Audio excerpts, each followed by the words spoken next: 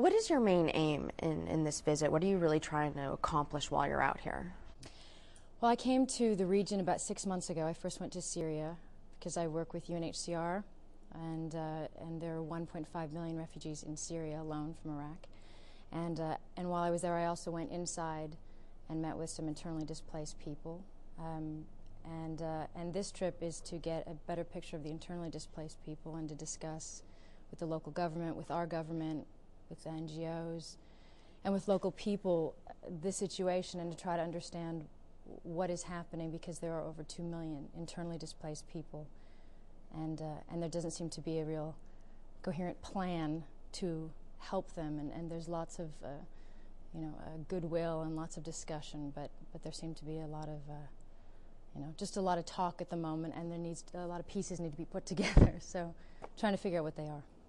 And what kind of a sense have you been able to get so far in terms of how severe the crisis is and what actually does need to be done to help out?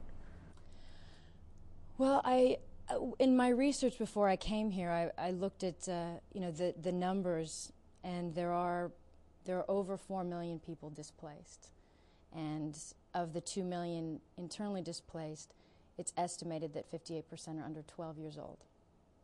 So it's a very high number of people, and in a very, very vulnerable situation, and a lot of young kids. So far, the different U.S. officials I've met with and different local people I've met with all have shared concerns very, very strongly. They have spoken out about the humanitarian crisis, but there seems to be a block in, I'm not good at policy and fixing all of this and saying what's wrong, but I do know that, for example, UNHCR needs to be more active inside Iraq. In order for that to happen, they feel strongly about having some better protection, better security. In talking with the U.S. officials, they're willing to give that security to the extent that they can give it. And so, I don't have the answers, but I know that this is one thing that needs to be addressed and solved, and because there does need to be a real presence here to help count the people and register the people. Also, even just the government here needs to empower, the Prime Minister here needs to empower the government that deals with migration and displacement to be able to address the concerns for these people, and that hasn't happened in a significant way yet. Do you think that the global community has a responsibility to address that? Well, I think the global community always has a responsibility to any humanitarian crisis. And I think it's in our best interest to address a humanitarian crisis on this scale, because displacement can lead to a lot of instability and aggression, and we certainly just don't want that. We have a lot of people feel it's a little calmer now, and this is the time to really discuss and try to get these communities back together. But if these communities don't start coming back together properly, if we don't start really counting the people, understanding where they are, what they need, making sure the schools are being built, making sure the electricity, the water, and all these needs are being met, and also understanding that a lot of the people that will return are going to come back to houses that are occupied or destroyed and bombed out, and we have to have, it's going to be a big operation to understand the needs, to address it, to help people put the pieces of their life back together and return to their communities. So it's really just getting the plan together and getting the group together and everybody actively focused on helping the IDPs and the refugees.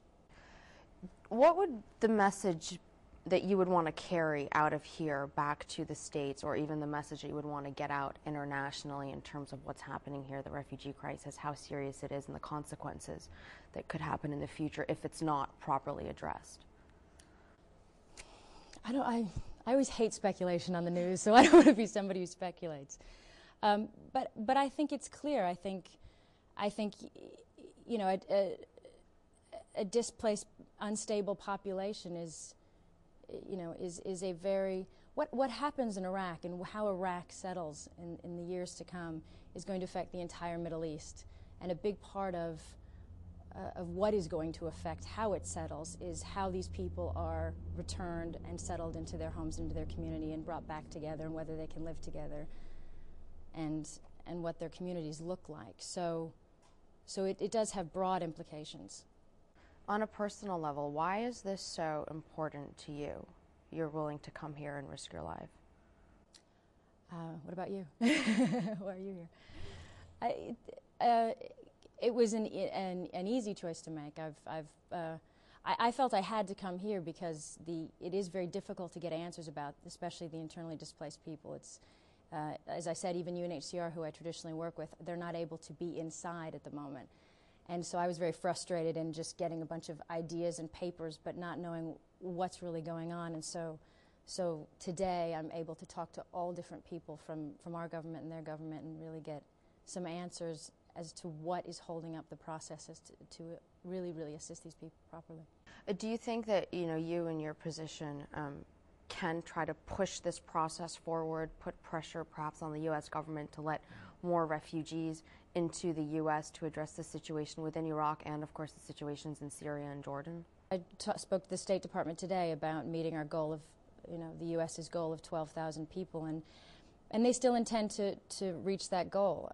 And they have, and there are many different people who can be cynical or say, well, how are they going to do it? And I will ask them, how are you going to do it? And is there some way we can help to, is there something we all need to understand more? Is there ways we can help to process different people in different countries better? Is there different, because we do need to get those people, and we do need to, in 8 months, to get as close to 12,000 as possible. We should, and I have to believe that there are people working towards that goal. Why is Iraq important?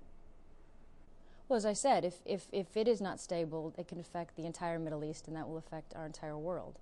If you don't simply want to look at it as, of course it's important because there are human beings living here, and